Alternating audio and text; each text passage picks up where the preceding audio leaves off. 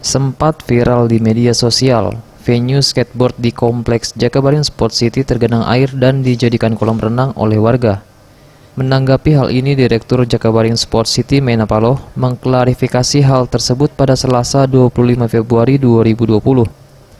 Meina Paloh mengungkapkan hampir setiap harinya hujan yang mengguyur kota Palembang, dan saluran yang tersumbat merupakan penyebab tergenangnya venue skateboard tersebut, bukan karena kurangnya perawatan. Ini sama sekali venue-venue yang di Jakabaring ini semuanya kita rawat. Semuanya bagaimana atlet untuk memakai venue-venue ini bisa nyaman dan aman berada di Jakabaring Sport City. Jadi karena hal-hal mungkin kan hal-hal biasa lah, kalau masalah teknis itu kan tidak bisa kita prediksi dia mau mampet atau tersumbat, itu kan kita tidak akan bisa terprediksi.